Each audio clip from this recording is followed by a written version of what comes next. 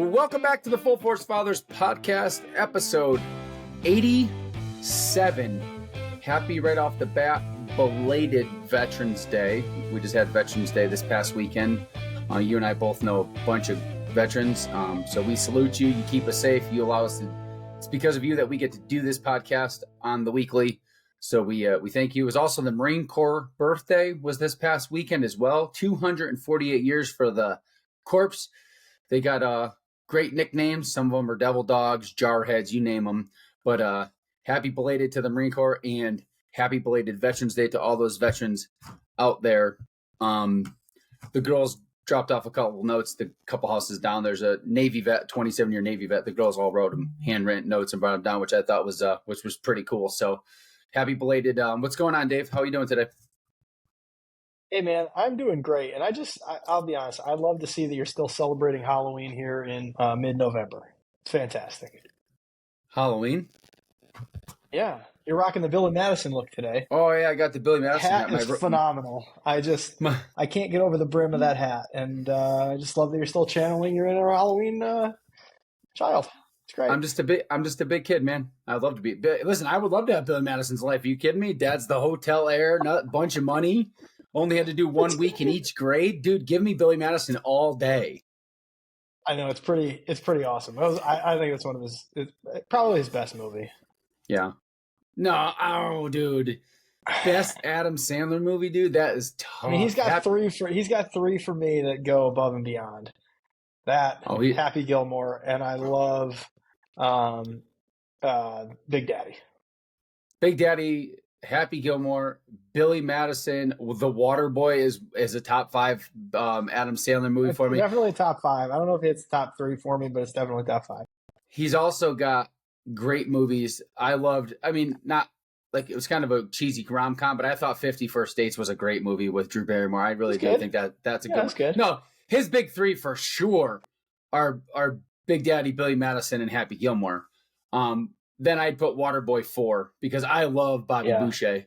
The water, the cooler. I could do Waterboy is a good one. But he's got so many good ones. He's also got that really good rom-com one with Jennifer Aniston where he's the doctor. I forgot the name of that one. I don't remember that one. Yeah, it's actually a really fun. Yeah, but no, we're not going to go down. This is not an episode on Adam Sandler. Yeah, but now that we're doing this, I have to see what the name of this movie was. It was called Just Go With It. Okay. Adam Sandler and Jennifer Aniston. He's like a plastic surgeon or something, and she's the assistant, and they fall in love, and it's awesome. It's a good movie. But no. So 87.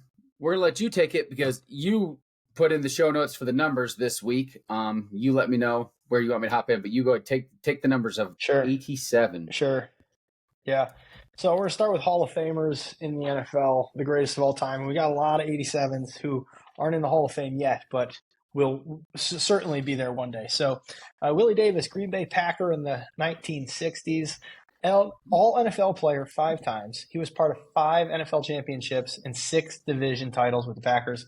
Originally drafted by the Browns, didn't get to play for the Browns because the Army intervened. He had to go serve in the Army before he could play football. Came back. Found out he was then traded to the Packers. Played a bunch of different positions.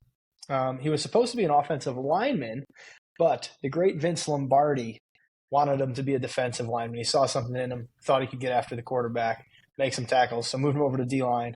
He recovered 21 fumbles, opponent fumbles. He had 1 offensive fumble recovery, and he played in every game of his 12-year career, which I thought was pretty cool.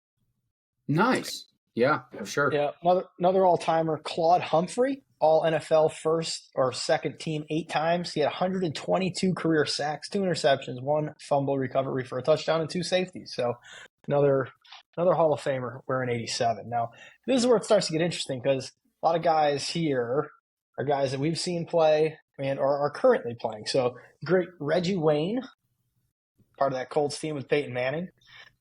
He was always a fantasy football, guys you want to target because you knew he was just going to put up ridiculous yards. How about Gronk?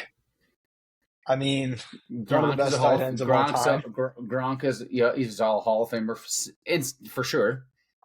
And think about his career if he hadn't gotten hurt too. Like injuries Oh, sort of slowed him down. dude, I mean, all the injuries. That's why he played at the U of A. Because he's a local Tucson. He was actually just in town last week. I heard. He ran the boys out on the field last weekend down here at Arizona Stadium. But he would have been. He could have had the pick of college if you think about it. But he was always even in college he was hurt. Like the guy's always hurt. yeah, it's it's kind of sad because you always wonder like how great could that person have been, because he was great. Oh my What God. numbers would he have had he stayed healthy? The numbers he would have had. He's first ballot Hall of Fame. The other thing about Gronk is, remember, he used to, because he was so hurt all the time, he used to wear like the freaking slugger's elbow pad like you see baseball players wear. You remember he used to wear that big elbow pad? You never saw that on a football player. No, for sure. Hey, and for part of his career too, he was on the same field with Aaron Hernandez. Yeah. And Aaron Hernandez was the go-to tight end on that team for a long time. They really established the playbook. Josh McDaniels did with the 2 tight end game because they dominated. They won the Super Bowls with Brady. Aaron Hernandez, how talented, fucking nut job, by the way, but how talented of a football player he was. He's a Connecticut kid where we're from, right down the street in Bristol. But to have him and Gronk on the same field at the same time, it's literally impossible, because that's always been the thing about Gronk or the great tight ends. There's another one you're going to name here in a second. Like, linebackers aren't fast enough to cover, and safeties are too small. They're literally unguardable. Mm-hmm. Yeah, it's they made it impossible for the other team to be able to stop them. Yeah, no doubt about it. Yeah. So moving along, how about I'm just going to say the name Travis Kelce. He's going to be the best tight end ever when he's done. Yeah. When he retires, he will have every He'll have every statistical record when he's done. Because he's literally gets Patrick Mahomes to throw to him. Yeah, I mean, it's that they've been so good together, and they'll have been together for, assuming one of them doesn't leave or get seriously injured. I mean, they've got so many more years together where the numbers are just going to continue to just pile up, just absolutely pile up. Yeah, that duo, and it's a testament to how good Kelce is, but it's also obviously a testament to how good Mahomes is. Like, the other day, a couple weeks ago, I was looking at his stat line. He didn't have like this amazing game. He had 20 completions at one point to 12 or 13 different receivers. Like, have you ever heard of anything like that in your life? Like, a quarterback, 12 different players. I think you have 4 different running backs, 3 different tight ends, 3 or 4 different wide receivers all caught a ball in the same game. It's absurd. Yeah. Every time I watch Kelce play, the thing that is interesting to me is that defenses just can't stop you. Like, nobody can stop him. Yeah, it doesn't make any sense. No matter what you do, you can't stop it from happening. And it's amazing that someone can be out on the field that is that much better than everyone else that they're playing at all times. And when you have the combination of a quarterback who can deliver you the football and somebody who can just run routes, find the seams, get open, it is a lot of fun to watch that. It's literally, he's almost, like, you're right. He's unstoppable. Like, you just know that, like, of all the players, like, of all the fantasy football players, Travis Kelce is probably the most guaranteed of all, because running backs relying on the quarterback. You are guaranteed to have output every single time he's on the field. It's a guarantee. Yep. It's crazy. It's absolutely crazy. Yep.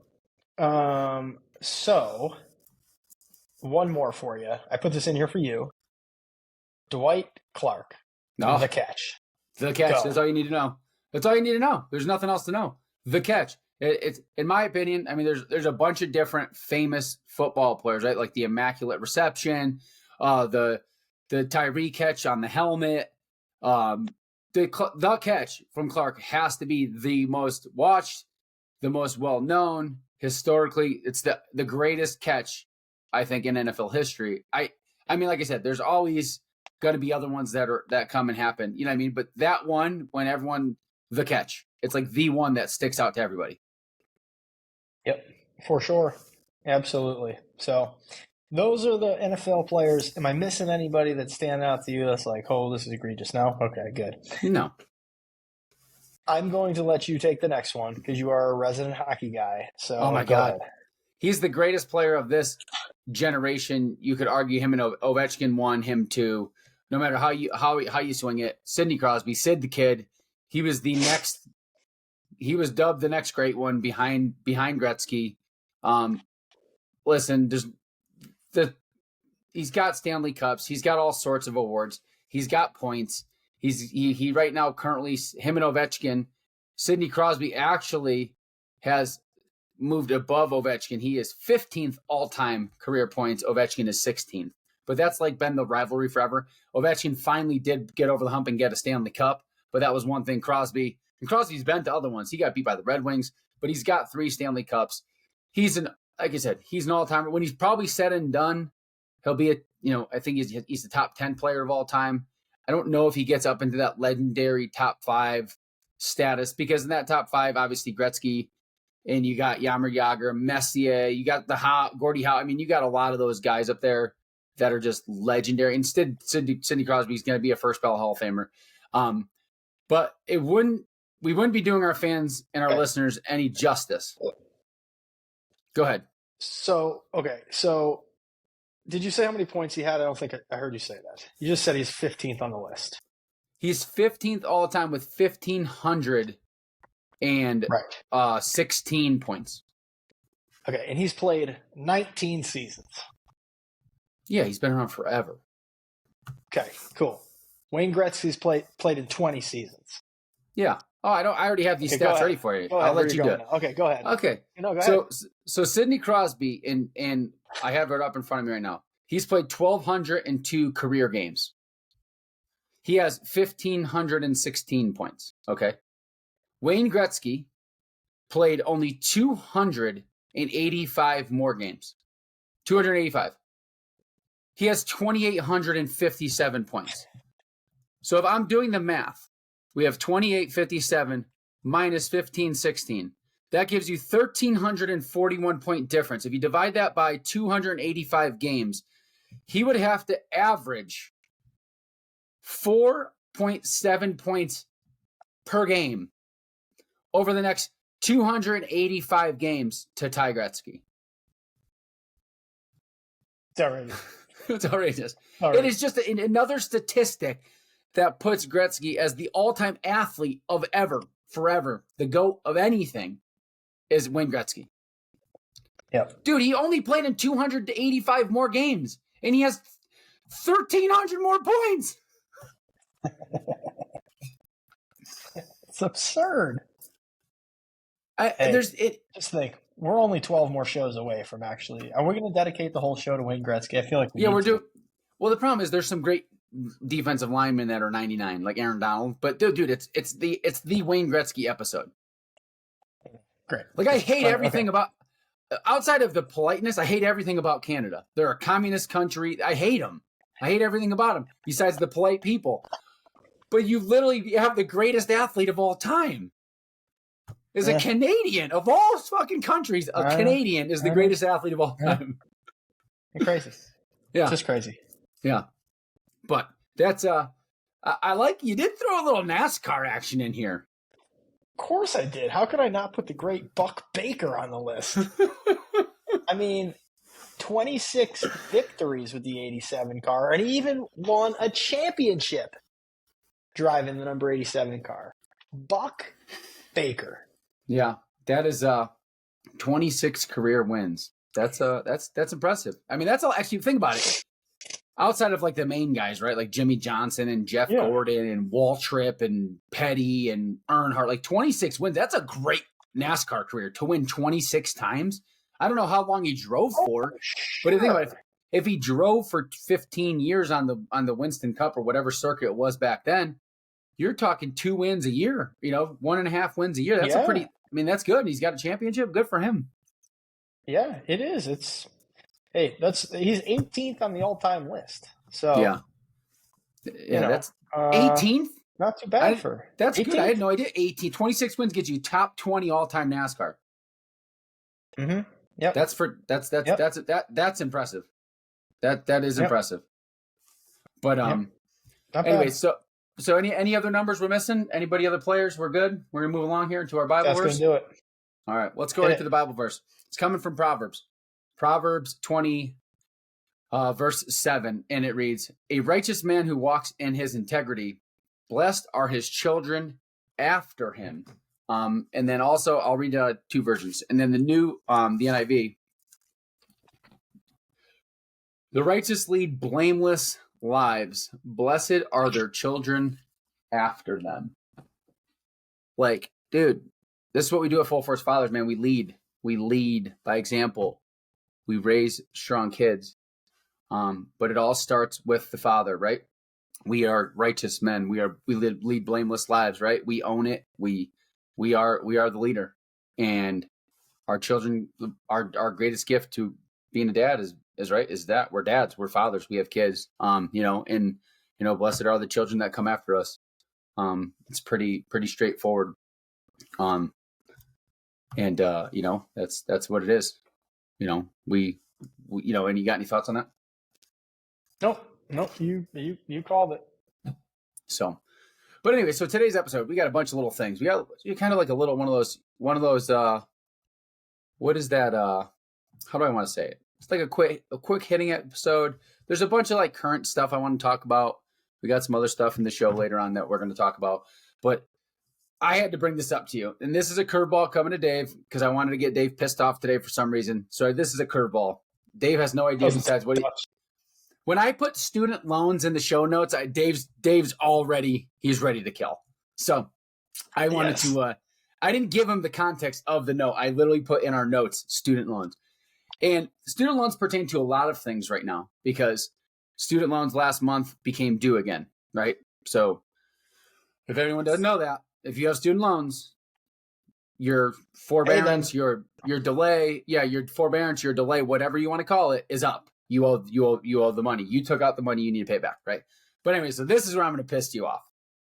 I saw a post on Facebook from somebody just a couple of days ago, and it said, "Oh my God, my student loans. I have various accounts, I think 17 of them, open with all different kinds of balances. I don't know what to do. I was waiting for the next repayment, blah, blah, blah. They're going to pay them off. Bullshit. Somebody help me. Should I go refinance them? Should I go do this? What should I do?" In the amount, this is the thing that makes me so upset. And then I'm going to let you run with it. In the amount of fucking comments I heard that I read, I went down that rabbit hole. I shouldn't have done it. The amount of comments that I read, boo-hoo, it's not fair. Oh, you can try refining here. Maybe you should consolidate these ones to this. And I'm thinking to myself, you had 2 years, 0 interest. The floor is yours. So all 17 were student loans. All 17 accounts were student loans. There wasn't any other debt. That was just that. Yeah. Goodness gracious. I mean, wow, that's a lot of student loans. Now we don't know how much they cost, but I mean, it sounds ridiculous. First off, why would you do that to yourself in the first place? Why would you put yourself in that position? Because you took them out not thinking that the government was ever going to do anything for you. It's not like you went there and you're like, oh yeah, in 10 years or 15 years, the government's going to have this cockamamie idea that they're going to pay off everybody's student loans and they're just going to be forgiven forever. That was never going through your head. So you went into this thinking, yeah, I'm just going to take out all that student loan debt. And okay, so you got into it. You got the student loans. You have 17 of them left. You just said it. You had 2 years to pay them off with 0 interest. How much interest do you think is accumulating every month on 17 different student loans? I mean, it's got to be astronomical. Mm-hmm. So you missed the boat. Not only did you get the government lying to you, telling you they're going to pay off your student loans, that didn't happen. We knew it wasn't going to happen, but you wanted to believe it was. It didn't happen. So you got screwed there. You still got to pay. And you gave up 2 years of free time to pay off the money.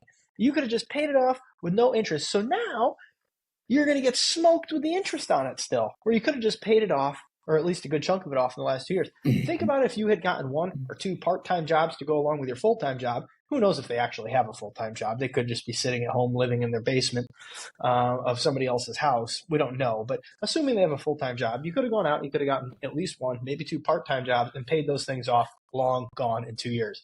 And they didn't. I don't feel sorry for them at all. Everybody knew this wasn't going to happen, that they were going to get paid off by the government. It's stupid. Nobody's going to vote for that and actually do that. You decided to take out the student loans on your own. That was a grown-up decision. You made the choice. Now you need to live with it. Figure out a way to pay it off. People do it every single day. People pay off their debt every single day. Debt that has much higher interest rates than student loans. It already has a lower interest rate. So just get after it. Stop bitching and moaning about it. Ask where you can do this, where you can do that.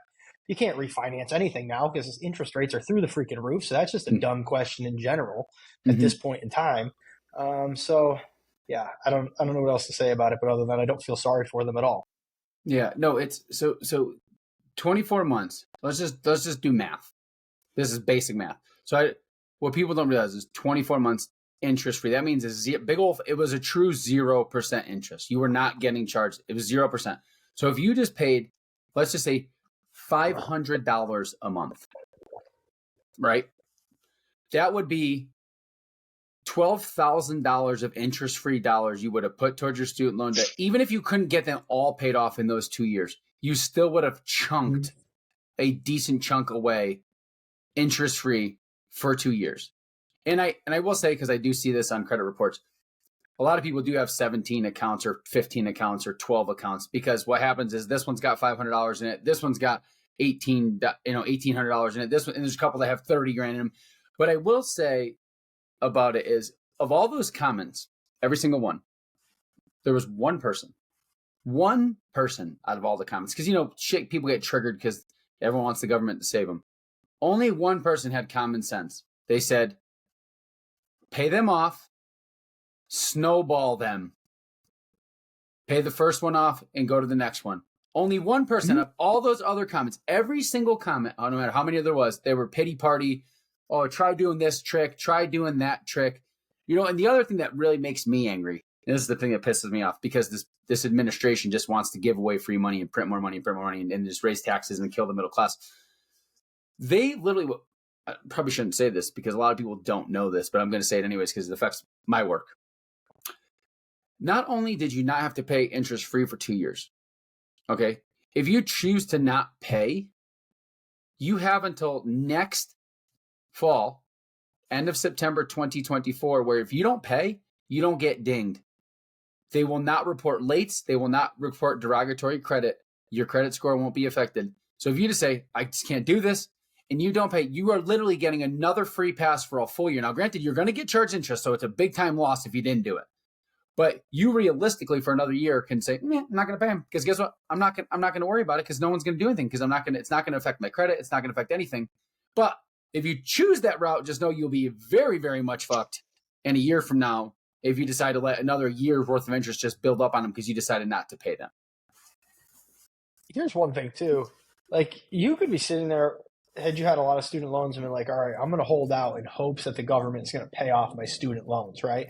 But what you should have been doing in that time was stacking the money every single month in case that didn't happen.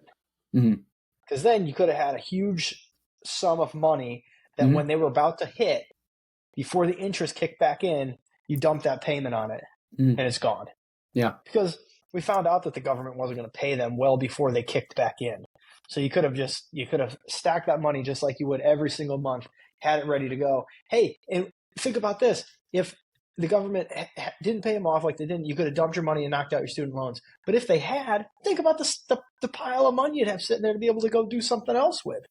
Yeah, and the other thing is the other argument is like, yeah, dude, you thought the government was going to save you. You know the government's just a bunch of greaseball snake oil salesmen. They don't care about anybody but their own pockets. Oh. Number one, biggest lie that you believed is that they were going to pay him off. The second lie is you voted for this because you thought they were going to pay him off. Yeah. And then the third lie is you believed them in the first place that they weren't going to fuck you over when you took the student loans out. So that's a triple whammy. Yeah. You didn't read the fine print and you got screwed in the original because the government's sleazeballs. I'm sorry for that. But go watch the documentary that everybody can watch on YouTube for free, and it talks about the slimeball government. The second one is you voted for this because you thought it was going to happen. And the third thing is, wow, you believed that they actually were going to go through with it. So there was 3 chances to not do it, and you did it anyways. So but let's keep the theme of debt going, because this just also came out. Credit card debt in the United States, $1.08 trillion. We just hit $1.08 trillion. I don't even know like where to even go with that. I mean, because now it's just getting to the point where it's just going up faster and faster. And what Mhm. did you tell me the other day on the phone? The interest is on that. Like how much interest is accruing every month on that? I didn't send you. I didn't say it on that. I sent it on something different. The other interest thing, the federal debt Uh, that we're paying oh, it is was the federal debt. Okay, so yeah. yeah. No. So we're paying But over I we're mean, paying over $1 trillion so annually on federal debt. Just interest on federal debt is $1 trillion annually. that's outrageous. Yeah. But $1.08 trillion in debt, and just think, dude, it's not even the holiday season yet. Mm-hmm. Number's going to When people balloon. spend the most money, what's Yeah. that going to be when the report comes out in January? Yeah. After we've gone through the holiday season, what is that number going to be? Yeah. I bet you it'll be 1.15 by the time we get there. And delinquencies are going up right now. Like, but major credit All card time delinquency high. is happening. It's and unfortunately, that's they're let's just play.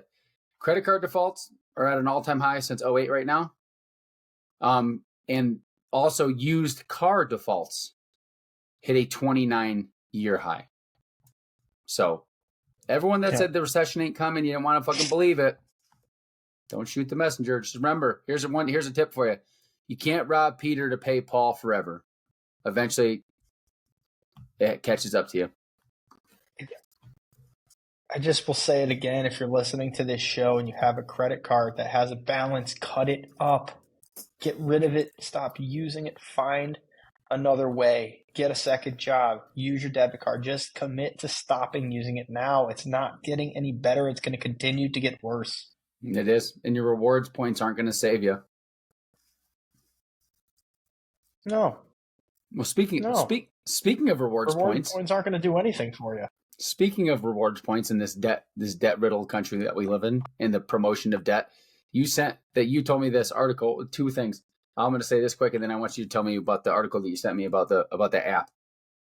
United Airlines came out 2 days ago and said they are going to reward more credit card spending so you can get to higher tiers of their platinum and bullshit faster. So you are now going to get rewarded for putting more money on your credit card through United Airlines. Yeah. Think about this. How awesome is this, though, with the program, right? You probably get upgraded to first class on the 1 or 2 flights you take a year, and you're going to get an extra bag of peanuts or pretzels when you do it. Yeah. Pretty good.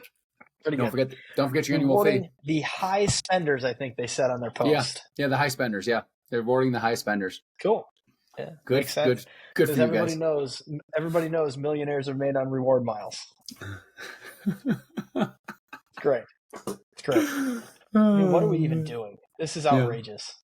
This episode wasn't going to be a complete debt episode, but apparently it's turned into that, because now the next one I want to hear about is the one you sent me about the app. Yeah. All right. So we talk about budgeting on the show all the time, right? Budgeting is the number one thing you can do to get yourself in a better financial position. It's the number one thing you should start to do, and it makes the biggest impact. So one of the budgeting apps that's out there is called Mint. But Intuit, the parent company who owns it, said that they're taking Mint away. They're eliminating it, the budgeting app. Interesting. Wonder why they would do that. Is it underperforming? No, it wasn't underperforming. Actually, it was doing just what it was supposed to do. The problem was the other company that it is a parent company of, which is Credit Karma, wasn't able to sell all their debt products because too many people were using Mint and putting themselves in a better financial position. So they took Mint away and are pushing Credit Karma. They're pushing everybody towards Credit Karma. So newsflash, budgeting works. There you go. There's the proof is in the pudding. But instead of helping their customers by giving them something to help them, they're hurting them and pushing them over towards something that promotes debt. Yeah, it's absolutely ridiculous. It really is. Budget people, get on a budget, get an app every dollar, get a pencil and a paper, get a freaking yellow notepad and write your budget out at the end of every month for the next month ahead of schedule. It really does. You find money in your budget if you actually write it out. It's unbelievable. You will find where you're spending an extra dollar or two. Even listen, if you're spending $12 here extra, $15 here extra, $60 here extra, all of a sudden at the end of the month, you're going to realize, oh shit, I have an extra $200. Didn't even know that. Didn't even know it was possible. It's true. Yeah. But anyways, there was another thing I want to touch is let's transfer away from debt. Let's talk. I wanted to bring this up about fitness because somebody actually asked me this question the other day. Because right now I'm currently not I have no race event planned. I mean, I may run something in January, but it's like not a definite. I didn't sign up. And someone said, "Well, what do you do like when you don't have something to like you don't have a target, right? You don't have a race, a 5K or a 50K or whatever it is in between a marathon, or if you don't have a goal, like like it's a no event, like where I'm at. It's kind of like where I'm at right now. People are like, what do you do? And it was just, okay, I didn't even think. I'm like, I just work out. Like that's a problem. A lot of people will set a goal. They want to run a 5K, 10K. They'll hit that goal, and they'll just after that, dude, it's just like this. Because it's like they don't have that thing. And that's a scary world because it's a very cyclical thing where someone does 75 hard. I did 75 hard, but then the next day you go right to the beer and chicken wings, right? And it was a simple answer. You just at some point you have to be able to mentally be disciplined enough to do it on your own without that thing, right? You have to be able to just say, hey, I don't have a race, but I'm still going to get up and run. I don't have a this, but I'm still going to go to the gym. And it's a hard answer. It's a simple answer, but it's hard to understand. It's hard to explain. Like, I don't know. I can't take what's inside of me and give it to you, right? I can't say, well, dude, I just automatically get up, whether I sleep 2 hours or 8 hours. I'm getting up. I'm going to work out. Like that is discipline and consistency and effort that you have to put on yourself, right? Because you can't always rely on something, a race. Because what happens, here's the other thing. I see a lot of this with people with weight, that they have a weight issue, right? They want to get to 200 pounds. If they get to 200, they've made it. And 9 times out of 10, that person that gets 200 within a few weeks is back to 205, 208 because they did it, right? They could check the box. But you got to break through it and keep on keeping on. Well, we're a very transactional society, and I think it is that. You check that box, and you're like, all right, did that, done. I've done it. It happened to me multiple times. Exactly what you're talking about. So it is. It's changing your mindset to have the discipline to carry on with something just because you know that it's better for you. I always relate it back to personal finance too. Like, you're not going to go and pay off all your debt, get your debt paid off, and then rack up all the debt again.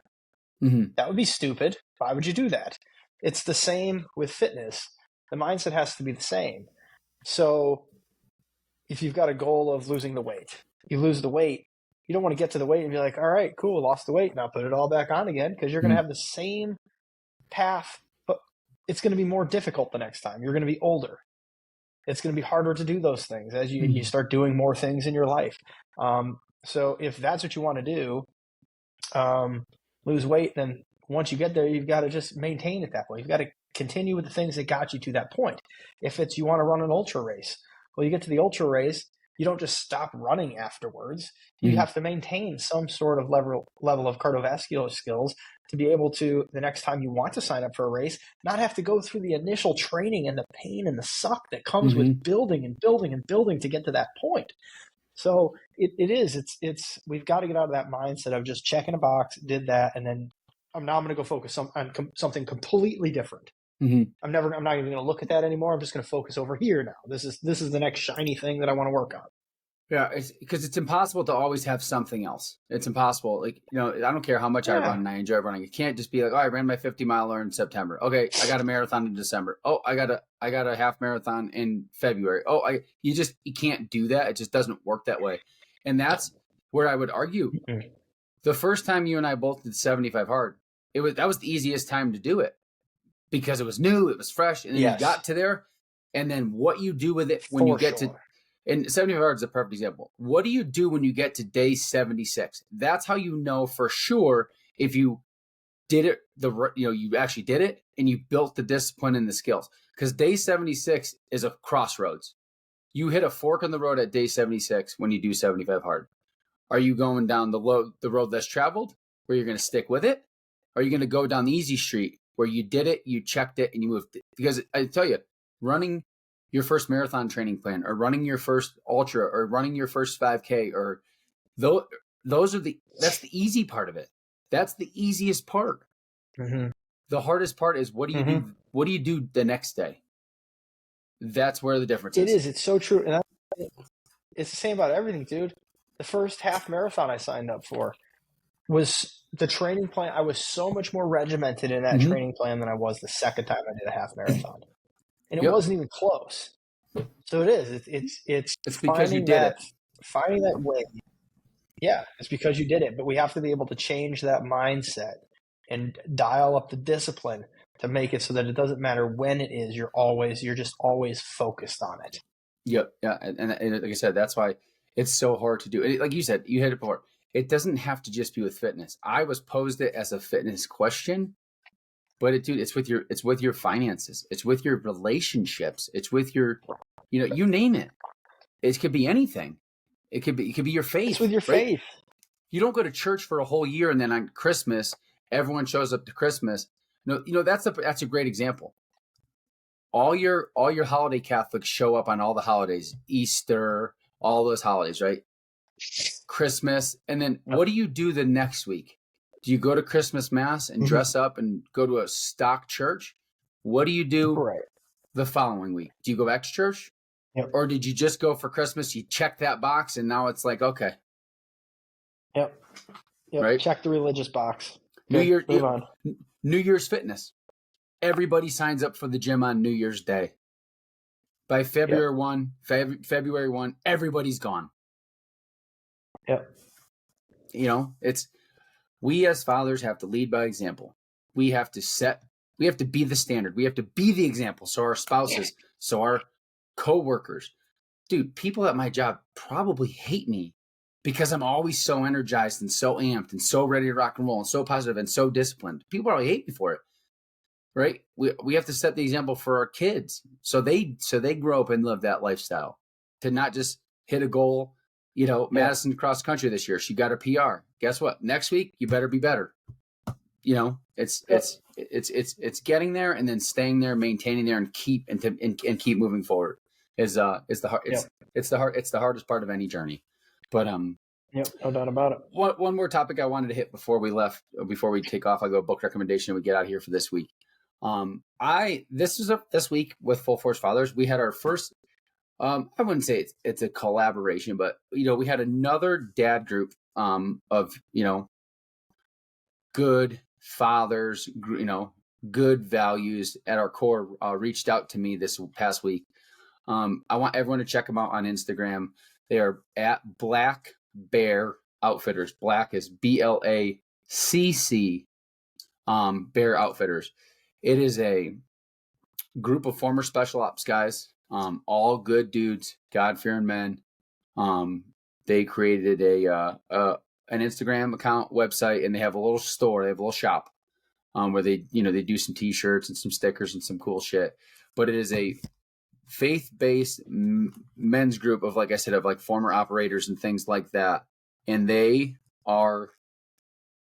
we collaborated a little bit this week. They did a Veterans Day giveaway this past weekend. They started sharing some of our stuff. I've been sharing their stuff. I put a little video out to go support them. I know one guy, one of the founders of the group, and it's just, I'm super pumped about it because it's dads reaching out to dads, right? We kind of do the same thing, faith-based, and making sure we're raising, we're strong, and we're leaders, and we're fathers first, and husbands.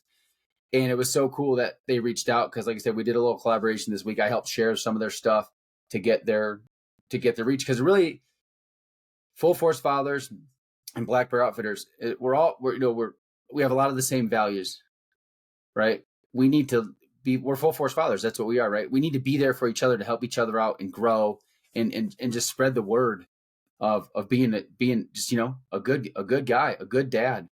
It was really cool to get that message from them, and to work with them a little bit this past week, and share some of their stuff. And actually, that's where I stole Proverb 20, verse 7. That's their motto of their website. If you go check them out, that's their, Proverbs 27 is their like their, when you go into their website, that's like their lead, like almost value statement, core statement. It's really cool. And they do some cool shit. Their clothes are actually really cool. They got some really good designs of t-shirts and stuff. So it's something cool to see. And I'll read their mission statement. So you guys know what we are, right? We're fitness, faith, and finances, right? In any particular order, we're full force fathers. Their mission statement is father, husband, man, right? So that's how they do it. And it's really cool. They say, after spending extensive time together on training trips and deployment, we found a common bond of maintaining a strong family, working out, and being men of purpose and resolve. After exiting the military, we wanted to share our value traits with everyone in strength. So I thought that was pretty cool. So they reached out. So go follow them on Instagram. Support them, especially they're veterans, dude. Like, once again, veterans allow us to have this show and do what we do. So go check out Black Bear Outfitters. You got anything you want to say on that? No, I just think it's great. Bringing two groups that have relatively similar missions, I think is great because it allows us to help more fathers. Yeah. And that is ultimately why we're doing what we're doing and why it sounds like they're doing what they're doing over at Black Bear. So yeah, and I think in future there will be more collaboration. I think, because there's a lot of things we can learn from them. Listen, if you have a special operations background, dude, you got a lot of knowledge that Dave and I don't have about certain things. So it's going to be, yeah. I think some of the future collaborations will be really, really cool. What we can offer and what we can do with them will turn out to be freaking awesome. No doubt.